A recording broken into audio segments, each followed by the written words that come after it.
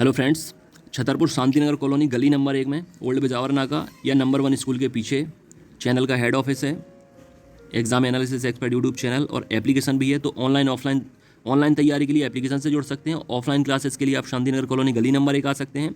यहाँ पर आपको नोट्स, टेस्ट, ऑनलाइन टेस्ट, ये सारी टेस्ट सीरीज चल रही हैं, ज्वाइन कर सकते हैं। और डिजिटल लाइब्रेरी भी शुरू हो रही है, तो इसमें आकर रजिस्ट्रेशन करा सकते हैं, एडमिशन ले सकते हैं, ताकि यहीं बैठकर आप प्रिपरेशन करें और आपका सिलेक्शन बहुत जल्दी हो।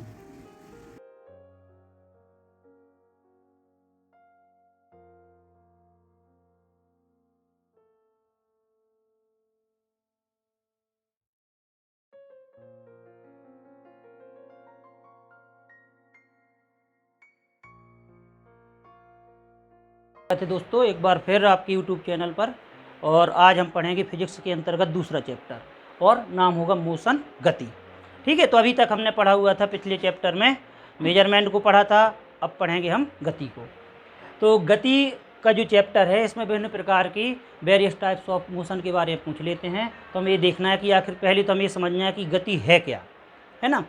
तो गति की बात करेंगे तो कोई भी वस्तु होती है, वस्तु की बात करें, ऑब्जेक्ट की बात करें या प्रतिबिंब की बात करें, तो समय के साथ हम देखते हैं उस वस्तु की स्थिति में होने वाले परिवर्तन को क्या कहते हैं, गति। ठीक है, इसकी परिभाषा क्या होगी, किसी वस्तु की स्थिति में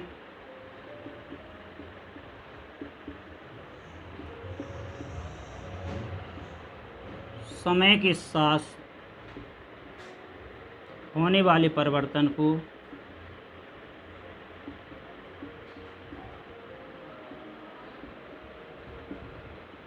गति कहते हैं। ठीक है, तो कोई भी वस्तु होती है तो हम देखते हैं कि समय के साथ उसकी स्थिति में, पोजीशन की बात करेंगे, जो परिवर्तन होता है उसे गति कहते हैं। देखिए, मान लो इसको देखें, जैसे मान लो कोई यहाँ पे ए पॉइंट है और यहाँ पे हम देखते हैं बी पॉइंट है। ठीक है, यहाँ पे कोई वस्तु रखी हुई है और हम देखते हैं कि कुछ समय पश्चात, है ना, 10 मिनट की बात करें, 1 मिनट की बात करें, 1 घंटे की बात करें, तो यदि यहाँ पर पहुँच जाती है तो हम देखते हैं कि उस वस्तु में परिवर्तन हुआ है, तो क्या माना जाएगा, गति की अवस्था में। और यदि इसमें परिवर्तन नहीं होता है, यहीं पर रहती है, तो हम देखते हैं इसे क्या बोलेंगे, विराम की स्थिति में। मान लो हम यहाँ पर खड़े हुए हैं, आपको पढ़ा रहे हैं, अब हम यहाँ से यहाँ पे जा रहे हैं, यानी हम देखते हैं कि परिवर्तन हुआ, तो हम देखते हैं इसे क्या बोलेंगे, गति। और यदि हम यहीं पे खड़े रहें, है ना, चाहे 1 मिनट की बात करें, चाहे 1 घंटे की बात करें, तो हम देखते हैं हम क्या माने जाएंगे, विराम की अवस्था में। तो गति जब तक नहीं होगी जबकि वस्तु की स्थिति में परिवर्तन नहीं होगा। ठीक है, तो किसी वस्तु की स्थिति में समय के साथ होने वाले परिवर्तन को गति कहते हैं, है ना। अब इस समय 1 घंटे की बात करें, 1 मिनट की बात करें, तो जब भी हम देखते हैं कि वस्तु या पिंड की बात करें, ऑब्जेक्ट की बात करें, तो हम देखते हैं होने वाले परिवर्तन को, बस क्या जरूरी है, समय, है ना। तो समय के साथ हम देखते हैं वस्तु की स्थिति में जो परिवर्तन होता है उसे गति कहते हैं। बन जाएगा ना। तो जब भी गति की हमें रटना बिल्कुल नहीं है, तो कोई भी वस्तु है तो हम देखते हैं, चाहे बस हो, मान लो यहाँ पे बस रखी हुई इस बिंदु पर, और हम देखते हैं कि कुछ समय पश्चात बस यहाँ से चलकर यहाँ आ जाती है, यानी उसकी अवस्था में क्या हुआ, परिवर्तन हुआ है।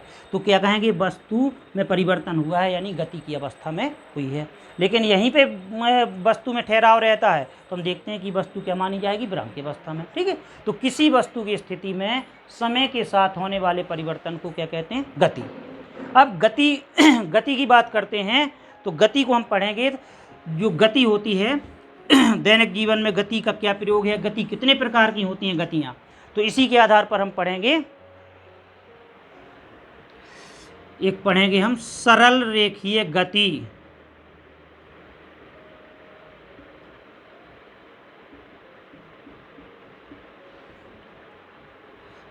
या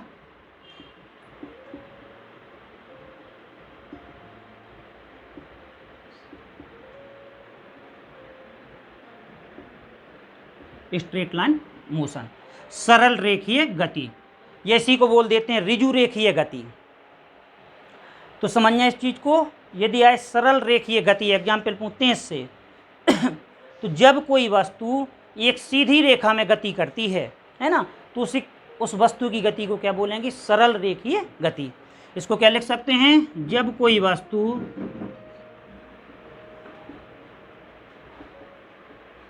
एक सीधी रेखा में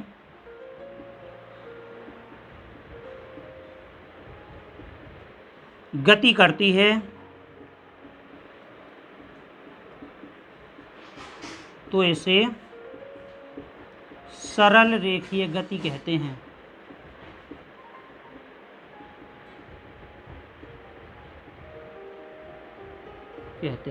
ठीक है। तो इस प्रकार से हम देखते हैं ये होती है सरल रेखीय गति, ये इसी को बोल देते हैं ऋजु रेखीय गति। क्या बोल देते हैं? ऋजु रेखीय गति।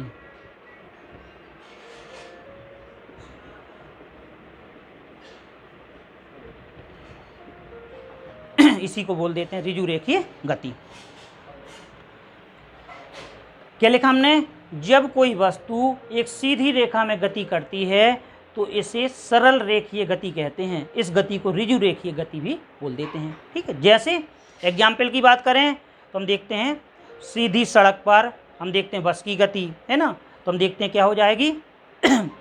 सरल रेखीय गति या ऋजु रेखीय गति। बस हमें ये देखना है कि सीधी लाइन में यदि कोई वस्तु या सीधी रेखा में गति कर रही है तो उसे क्या बोल देंगे? सरल रेखीय गति। ठीक है। या और हम देखें एग्जाम्पल की बात करें, आ जाए कि आकाश से गिरती हुई, अंतरिक्ष से गिरती हुई धरती पर वस्तु की गति होगी। यदि कोई अंतरिक्ष से वस्तु धरती पर गिरती है तो उसकी गति भी क्या मानी जाएगी? सरल रेखीय गति, यानी ऊपर से नीचे, यानी सीधी रेखा में।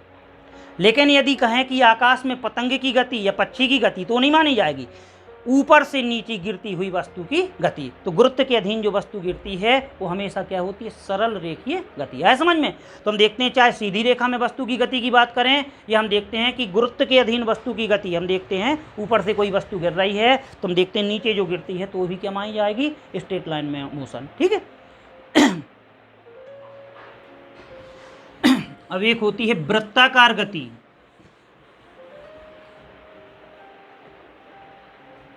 वृत्ताकार गति या सर्कुलर मोशन।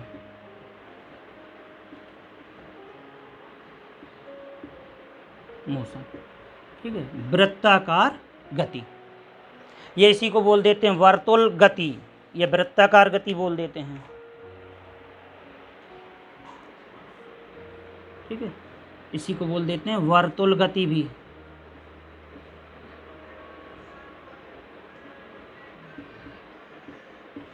ठीक है।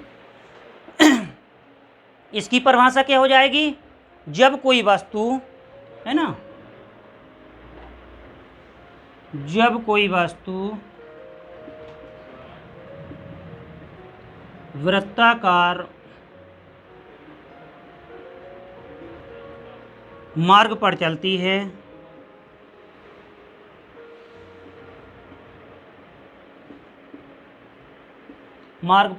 है तो उसकी गति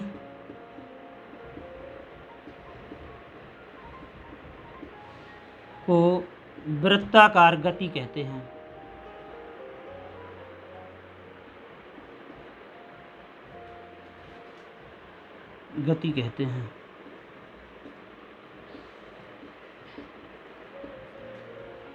तो इसकी बात होगी तो क्या हो जाएगा? जब कोई वस्तु वृत्ताकार या गोलाकार की बात करें तो उस मार्ग पर चलती है तो उसकी गति को क्या बोल देते हैं? वृत्ताकार गति या सर्कुलर मोशन।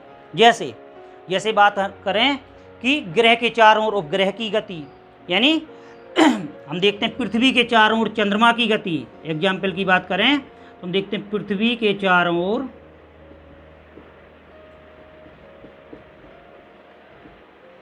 चंद्रमा की गति।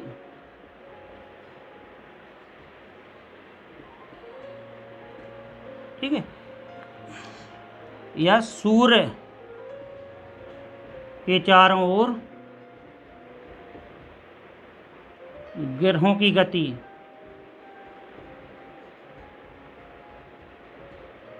सूर्य क्या है? तारा है ना। और हम देखते हैं जितने भी ग्रह हैं तो सब किसका चक्र करते हैं, चक्रण करते हैं सूर्य का, तो हम देखते हैं सूर्य के चारों ग्रहों की गति भी क्या हो जाएगी, वृत्ताकार गति हो जाएगी, है ना। पृथ्वी के चारों ओर चंद्रमा की गति ये भी वृत्ताकार हो जाएगी। ठीक है, आया समझ में। तो जब कोई वस्तु वृत्ताकार मार्ग पर चलती है तो उसकी गति को वृत्ताकार गति कहते हैं। ठीक है, इसमें थोड़ी कंफ्यूज होते हैं जब हम वृत्ताकार के बाद घूर्णन को पढ़ते हैं, तो उसमें थोड़ी कंफ्यूज होंगे। तो पहले हमने वृत्ताकार को अच्छी तरह से समझ लिया, हमें ये देखना है कि वृत्ताकार मार्ग की बात हो रही है यानी गोलाकार मार्ग की बात हो रही है। तो अब जैसे हम देखते हैं जितने भी ग्रह हैं तो इस प्रकार से परिक्रमा करते हैं ना, या उपग्रह जो होते हैं तो ग्रह की परिक्रमा करते हैं, तो उनकी परिक्रमा क्या हो जाएगी, वृत्ताकार गति के रूप में, है ना। अब इसके बाद हम पढ़ेंगे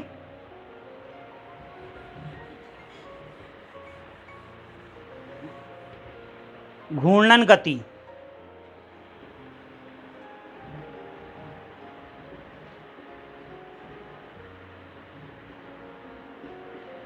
ठीक है, या रोटेशनल मोशन।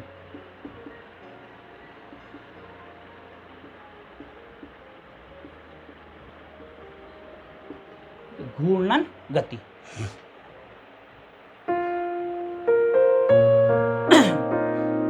देखिए घूर्णन गति में क्या होता है, जब कोई वस्तु या पिंड की बात करते हैं तो अपने अक्ष के चारों ओर घूमती है, एक्सिस। इसमें जब कोई वस्तु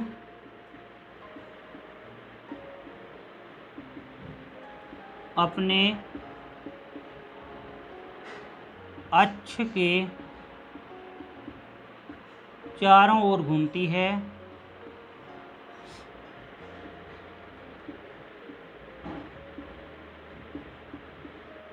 तो उसे घूर्णन गति कहते हैं।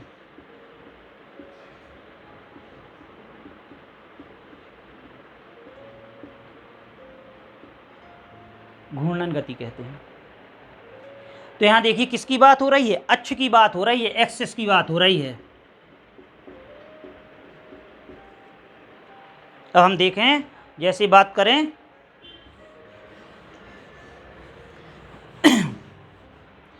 अब ये फैन चल रहा है, मान लो पंखा है, तो हम देखते हैं कि पंखा जो है तो इस प्रकार से हम देखते हैं पंखे की एक्सिस क्या हो जाएगी, ये अक्ष हो जाएगी, और इसी के तहत हम देखते हैं कि पंखा क्या होता है, घूमता है, चक्कर लगाता है। तो हम देखते हैं कि इस अक्ष के चारों ओर हम देखते हैं, या पंखे की छत के पंखे की बात करें तो हम देखते हैं छत के पंखा जो अक्ष के चारों ओर चक्कर लगाता है, जो आप देख रहे हो सीलिंग से अक्ष के द्वारा जुड़ा हुआ है, और इसी सीलिंग को हम देखते हैं इसी अक्ष के चारों ओर रोटेशनल कर रहा है। तो इसकी पंखे की गति क्या हो जाएगी, या छत के पंखे की गति क्या हो जाएगी, घूर्णन गति हो जाएगी। अब जैसे आपने लट्टू देखा होगा, है ना, तो लट्टू जो होता है तो हम देखते हैं इस प्रकार से, हम देखते हैं कि लट्टू जो होता है गोल इस प्रकार से, तो हम देखते हैं उसमें एक्सिस लगी होती है। तो जो अक्ष जब ऐसा हम घुमा देते हैं ना लट्टू को, तो हम देखते हैं जो अक्ष जो एक्सेस होती है तो उसी के चारों ओर घूमता है, उस कीले के चारों ओर घूमता है, उसी को बोल देते हैं घूर्णन गति। अब देखिए घूर्णन गति में और वृत्ताकार गति में हमने अंतर क्या देखा। वृत्ताकार में क्या होता है, जब कोई वस्तु गोलाकार या वृत्ताकार मार्ग पर चलती है तो उसकी गति को क्या बोल देते हैं, वृत्ताकार गति। लेकिन जब घूर्णन की बात होगी तो घूर्णन जो होता है अक्ष पर होता है, अक्ष से मतलब एक्सिस से बात हो रही है। तो ये पंखा है, पंखे की बात करते हैं तो इसकी गति को क्या बोलेंगे, घूर्णन गति बोलेंगे। लट्टू है तो लट्टू में हम देखते हैं जो एक्सिस होता है तो उसी अक्ष के चारों लट्टू के इस प्रकार से हम घुमाते हैं तो हम देखते हैं वो घूमता है, इसीलिए लट्टू की गति को भी क्या कहेंगे, घूर्णन गति, ना कि उसकी गति को वृत्ताकार गति, है ना। तो जब कोई वस्तु जैसे साइकिल का पहिया है, साइकिल के पहिए की बात करें तो अक्ष के चारों ओर घूमता है ना, जो एक्सेस होती है उसी के चारों ओर घूमता रहता है, तो हम देखते हैं कि उसकी गति को भी क्या कहेंगे, घूर्णन गति।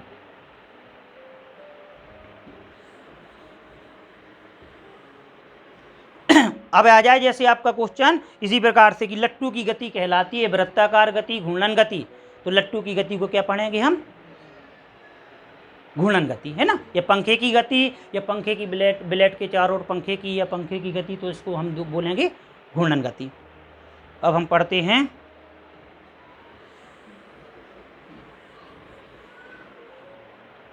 एक होती है दोलन गति।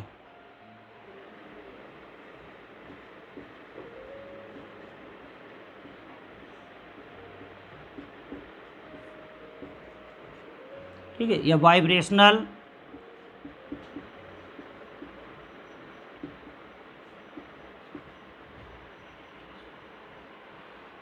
मोशन, दोलन गति।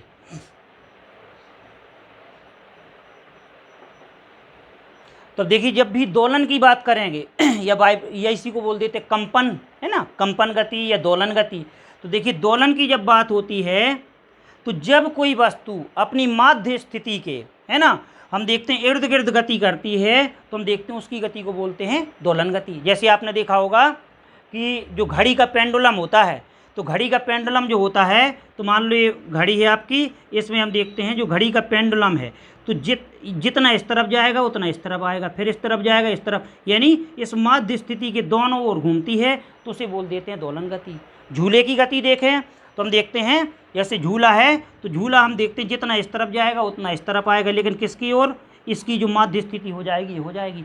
तो झूले की गति की बात करें या फिर हम देखते हैं दोलन की गति बात करें, घड़ी के पेंडुलम, है ना, तो जो पेंडुलम होता है तो उसकी गति भी क्या बोलते हैं, दोलन गति, या इसी को कंपन गति बोल देते हैं। तो इसमें लिख सकते हो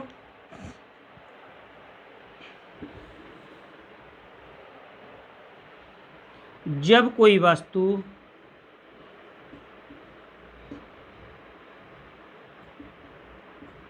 अपनी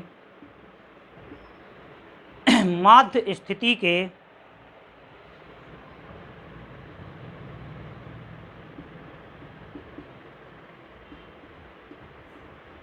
ठीक है, अपनी माध्य स्थिति के दोनों ओर गति करती है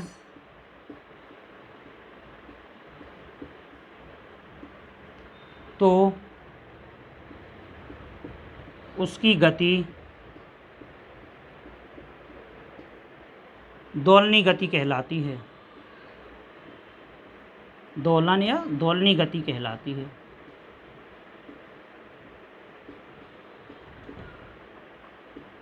ठीक है, दोलनी गति कहलाती है। लिख सकते हैं जैसे पंखे की गति, अरे सॉरी, पंखा किस में आएगा, पंखा हमने जो पढ़ा हुआ था घूर्णन में, है ना।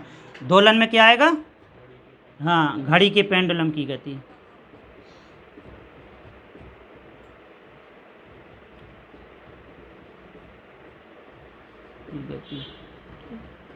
झूले की गति,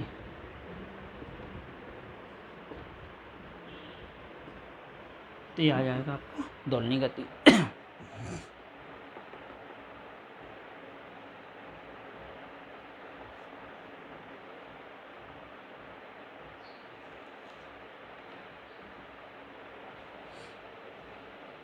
क्या इतना समझ में अभी सभी लोगों को, ठीक है। अब जब भी गति की बात करेंगे तो गति में हमने क्या पढ़ा कि जब भी कोई वस्तु कोई भी वस्तु होता है तो हम देखते हैं कि समय के साथ उसकी स्थिति में, पोजीशन में जो परिवर्तन होता है उसे गति कहते हैं। ठीक है, इसके अंतर्गत हमने सरल रेखीय गति को पढ़ लिया। सरल रेखीय गति में हमने क्या पढ़ा, जब कोई वस्तु सीधी रेखा में गति करती है तो उसकी गति सरल रेखीय गति कहलाती है ना। वृत्ताकार को हमने पढ़ लिया, तो जब कोई वस्तु वृत्ताकार या गोलाकार मार्ग पर चलती है तो उसकी गति क्या कहलाती है, वृत्ताकार या गोलाकार। अब घूर्णन गति में क्या होता है, जब कोई वस्तु अपने अक्ष के चारों ओर घूमती है तो उसे कहते हैं घूर्णन गति कहते हैं। ठीक है, घूर्णन गति में और वृत्ताकार गति में अंतर है कि वृत्ताकार में क्या होता है, राउंडेड, है ना, सर्कुलर जो घूमती है, लेकिन यहाँ रोटेशनल की बात होगी, घूर्णन गति की बात होगी, तो हम देखते हैं कि इसमें अक्ष की बात होगी, है ना। दोलनी गति की बात करते हैं तो जब कोई वस्तु अपनी माध्य स्थिति के, है ना, तो इर्द गिर्द घूमती है या दोनों ओर घूमती है तो उसे बोल देते हैं दोलनी गति। अब एक होती है आवर्ती गति, एक होती है अनावर्ती गति, ये भी बहुत परीक्षा में पूछी जाती हैं आपकी।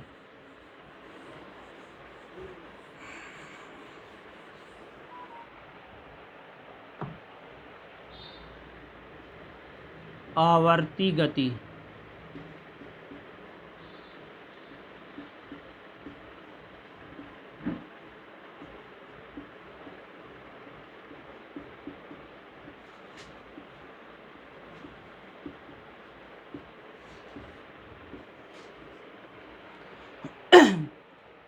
आवर्ती गति, रेक्यूरिंग मोशन।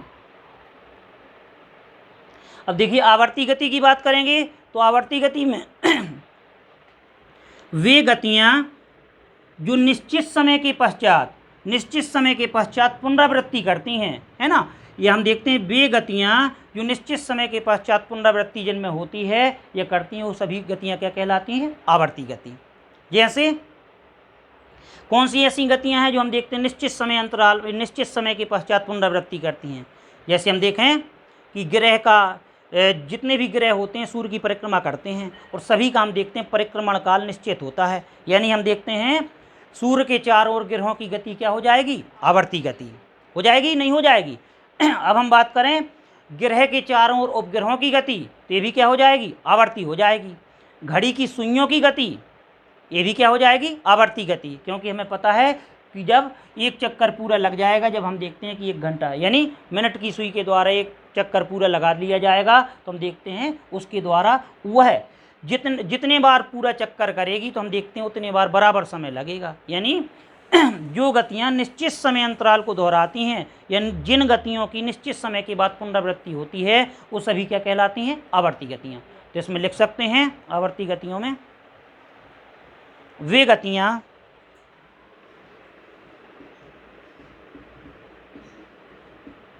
जिनकी निश्चित समय के पश्चात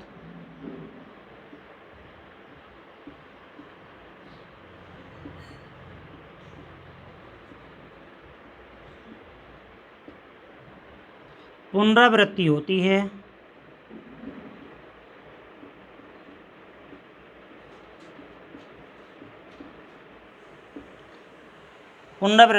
है, आवर्ती गतियां कहलाती हैं।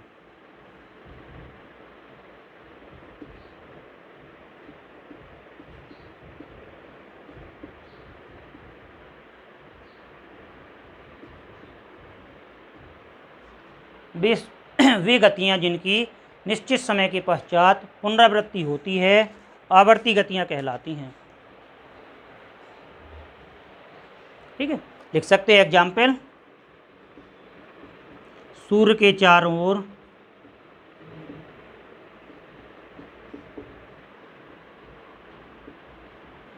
ग्रहों की गति, ठीक है, ग्रह के चारों ओर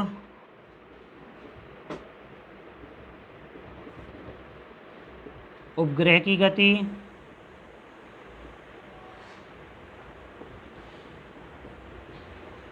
ठीक है, घड़ी की सुइयों की गति,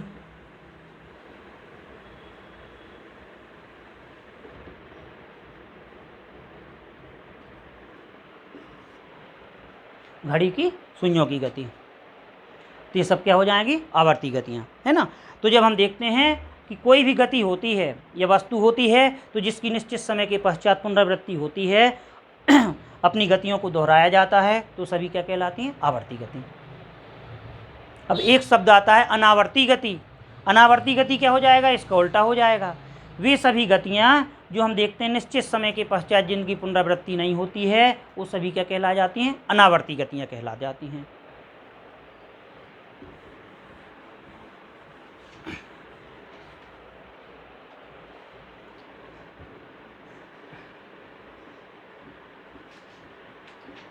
अनावर्ती गति,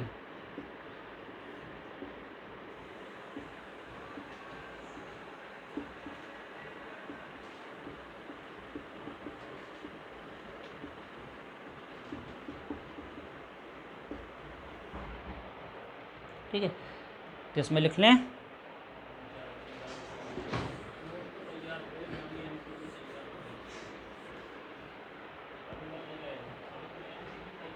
वे सभी गतियाँ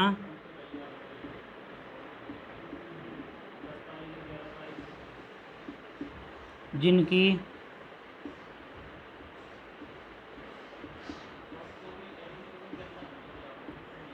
निश्चित समय के पश्चात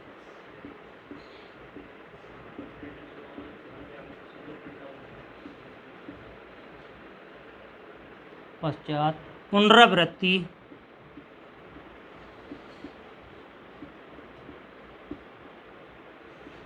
नहीं होती है।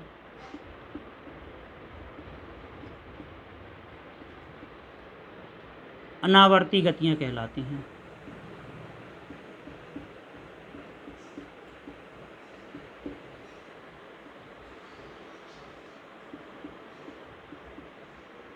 ठीक है, अनावर्ती गतियाँ कहलाती हैं। लिख सकते हैं इनको यानी अनावर्ती गतियाँ जो होती हैं या इन्हें अनियमित गति भी कहते हैं, अनियमित गतियाँ भी कहते हैं।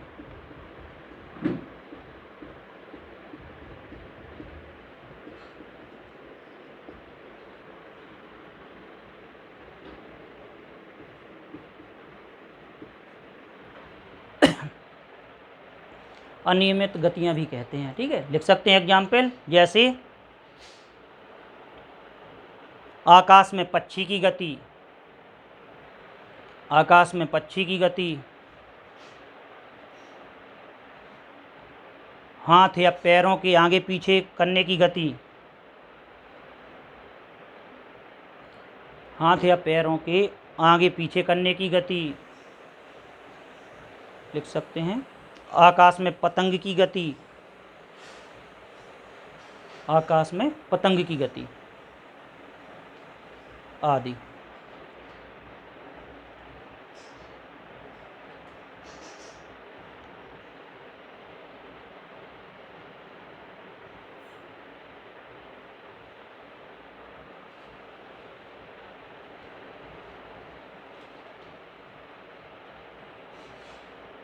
बन जाएगा। ठीक है, तो हम देखते हैं अनावर्ती गतियों में जिनकी निश्चित समय के पश्चात पुनरावृत्ति नहीं होती है, इन्हें अनियमित गतियाँ भी बोल देते हैं। तो कभी कभी पूछ लेते हैं कि आकाश में या अंतरिक्ष में पतंग की गति या उड़ते हुए पक्षी की गति, तो हम देखते हैं ये सभी क्या होती हैं, अनियमित गतियाँ कहलाती हैं, है ना, या अनावर्ती गतियाँ कहलाती हैं।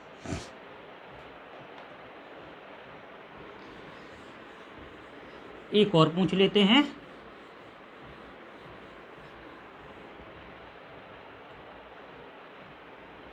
प्रक्षेप गति।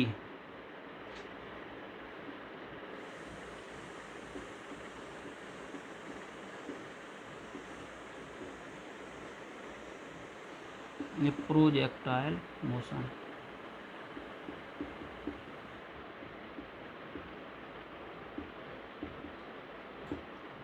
प्रक्षेप गति।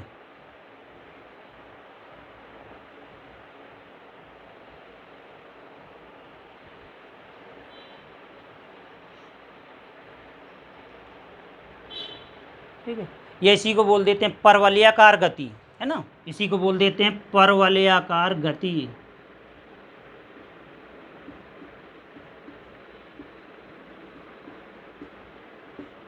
परवलयाकार गति। ठीक है, अब इसके बारे में जानना तो हम देखते हैं प्रक्षेप में क्या होता है। जब किसी वस्तु को फेंकते हैं, हम वस्तु की बात करें या पिंड की बात करें, तो आपने देखा होगा कि पिंड को फेंकते हैं तो प्रारंभ में उसकी दिशा अलग होती है और बाद में हम देखते हैं उसकी दिशा अलग होती है।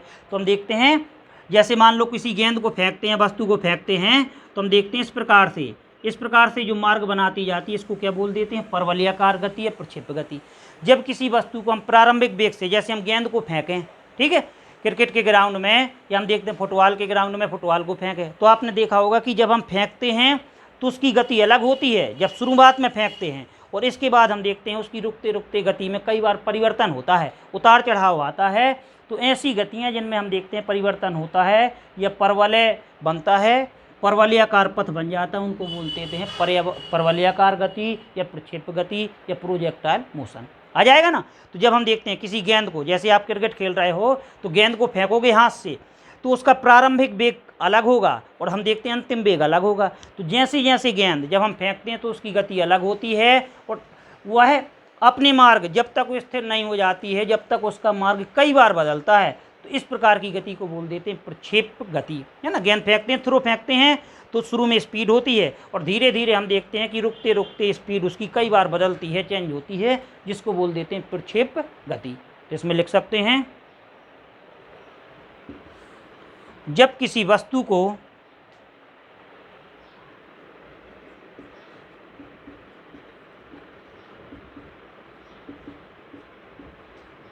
कुछ प्रारंभिक वेग देकर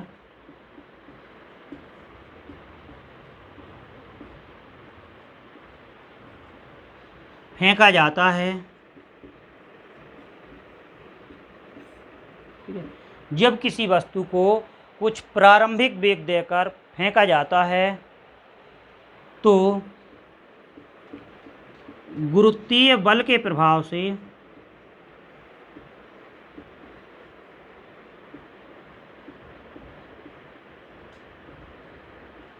ठीक है, तो गुरुत्वीय बल के प्रभाव से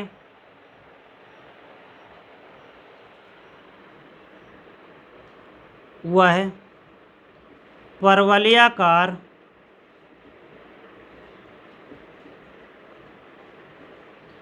पथ पर गति करने लगता है।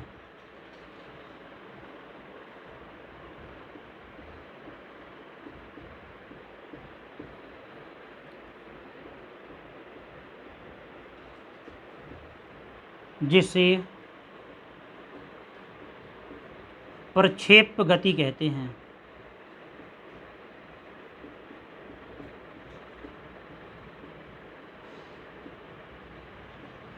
ठीक है, प्रक्षेप गति कहते हैं।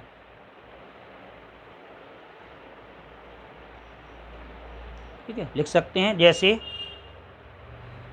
खिलाड़ी द्वारा फेंकी गई गेंद की गति।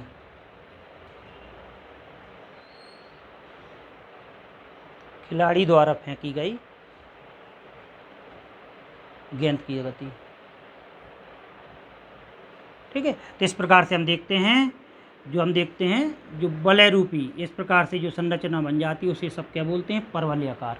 ठीक है, कहने का तात्पर्य है कि जब भी किसी वस्तु को फेंकते हैं, पिंड को फेंकते हैं, तो उसका प्रारंभिक वेग अलग होता है। अब वेग क्या है, गति जो प्रदान की जाती है। वेग बराबर हमने पढ़ा हुआ है हम देखते हैं विस्थापन बटे समय। तो जब भी गति की बात होगी तो उसमें समय निश्चित आएगा। तो हम देखते हैं कि समय के साथ उसकी गति में होने वाले उतार चढ़ाव को या परिवर्तन को या जो पथ बनता है उसको बोल देते हैं प्रक्षेप गति। आया समझ में? तो इतनी हमने गतियों को पढ़ा है, इतने में से आपके बहुत सारे क्वेश्चन बनेंगे। एक बार रिपीट कर रहे हैं, ठीक है। तो जब भी गति की बात होगी तो गति को हम किसके रूप में पढ़ते हैं? गति क्या है? हम देखते हैं कि समय के साथ या समय के सापेक्ष वस्तु की स्थिति में होने वाले परिवर्तन को क्या बोलते हैं? गति बोलते हैं। ठीक है, तो जब भी गति की बात होगी तो हम देखते हैं कि परिवर्तन किसके साथ साथ होगा? समय के साथ। ठीक है, तो हमें रटना नहीं है। गति की परिभाषा क्या होगी? गति को डिफाइन कैसे करेंगे कि किसी भी वस्तु की, है ना, या किसी भी वस्तु में समय के साथ होने वाले परिवर्तन को गति कहते हैं, है ना। तो कोई भी व्यक्ति है, वस्तु है, तो हम देखते हैं कि समय के साथ उसमें जो परिवर्तन होता है जब वो तुरंत यानी गति की अवस्था में होती है तो उसे गति कहते हैं। और गतियों को हमने पढ़ा हुआ है वृत्ताकार गति के रूप में। अब जैसे आपका क्वेश्चन आ जाए, फुटबॉल की गति या फुटबॉल के मैदान में फुटबॉल की गति, अब आ जाएगा इसकी जो गति है कहलाएगी कौन सी गति का उदाहरण? आ जाए प्रक्षेप गति हो जाएगी ना, है ना, क्योंकि इसका जो मार्ग है कई बार बदलेगा। तो हम देखते हैं जब तक ये रुकेगी यानी प्रारंभिक वेग देकर गुरुत्वाकर्षण। अब देखिए एक शब्द आया है इसमें हमने, गुरुत्वाकर्षण या गुरुत्वीय बल या गुरुत्वीय बल, जानते हो सभी लोग। तो गुरुत्वीय बल क्या कहलाता है? जब भी किसी वस्तु को फेंकते हैं तो हम देखते हैं कि गुरुत्वाकर्षण यानी पृथ्वी के द्वारा जो हम देखते हैं कि बल लगाया जाता है उसे कहते हैं गुरुत्वाकर्षण बल या गुरुत्वीय बल। आपने देखा होगा जब भी किसी वस्तु को फेंकते हैं तो हम देखते हैं कि वापस पृथ्वी पर ही आकर गिरती है। क्या कारण है कि पृथ्वी पर आकर गिरती है? तो पृथ्वी में कौन सा बल पाया जाता है? गुरुत्वाकर्षण। तो उसी के अधीन चाहे गेंद की बात करें चाहे फुटबॉल की बात करें तो इन सभी की गति क्या हो जाएगी? प्रक्षेप गति हो जाएगी।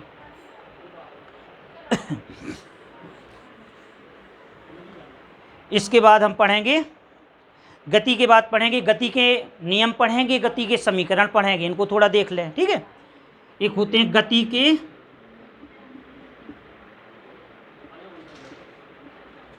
समीकरण। अब देखिए थे गैलीलियो ने, न्यूटन ने, तो गति के समीकरण की बात होगी तो आंसर क्या होगा? गैलीलियो, है ना। बहुत कंफ्यूज होते हैं। तो जब भी गति के समीकरण की बात होगी तो इसका आंसर क्या आएगा? गैलीलियो। लेकिन यदि आए कि गति के नियम किसने दिए थे, तो फिर न्यूटन लिखेंगे। और गति के कितने समीकरण पढ़ते हैं हम? 3 पढ़ते हैं, 9th से पढ़ने लगते हैं। क्या होता है? v बराबर u प्लस AT, है ना। एक क्या होता है? s बराबर 1/2 क्या होता है? AT square. और क्या होता है? v बराबर u स्क्वायर और प्लस 2as। ऐसे ही होते हैं ना। तो 3 समीकरण हम पढ़ते हैं। अब देखिए इसमें कितने शब्द आए। एक आया v मीन्स क्या होता है? वेलोसिटी या वेग। तो हम देखते हैं v वस्तु का क्या होता है? वेग। और u भी हम देखते हैं वेग है। तो v क्या है? अंतिम वेग है। और u क्या है? प्रारंभिक वेग। a क्या है? एक्सेलरेशन, यानी ये क्या है? त्वरण है। और t क्या है? टाइम है, समय है। और s क्या है? दूरी है ना। तो इसको जब भी गति के समीकरण की बात होगी तो किसने दिए थे? गैलीलियो ने। और जब भी गति के नियम की बात होगी तो हम देखते हैं न्यूटन ने दिए थे। ठीक है, बनेगा ना इस प्रकार का। अब इसको यहाँ पे जो हमने चैप्टर आज किया है कंप्लीट, तो गति के बारे में हमने पढ़ा था। जब अगले चैप्टर में पढ़ेंगे तो फिर हम पढ़ेंगे इनके बारे में। डिटेल से नहीं हो पाएगा इस वाले चैप्टर में, ठीक है। तो अगले चैप्टर में जो हम पढ़ेंगे तो गति के समीकरण पढ़ेंगे और गति के नियम पढ़ेंगे। गतियों को हमने पढ़ लिया है। आशा है कि आप सभी लोगों से बनने लगेगा कोई सभी गति के बारे में क्वेश्चन आए, ठीक है, बन जाएगा ना। तो इसके बाद हम पढ़ेंगे जो कल की क्लास होगी तो उसमें हम पढ़ेंगे गति के नियम और गति के समीकरण, उनको डिटेल से पढ़ेंगे। आज का चैप्टर इतना ही था, हमने गतियों के बारे में पढ़ा। उम्मीद है कि आप सभी लोगों को गति समीकरण, गति जो हैं, गतियों के बारे में समझ में आ गया होगा डिटेल से। और जो भी यदि आपको डाउट है या कुछ भी है तो कमेंट बॉक्स में जाके कमेंट्स कर सकते हैं, कमेंट्स के थ्रू। और वीडियो को लगातार देखते रहिए। धन्यवाद।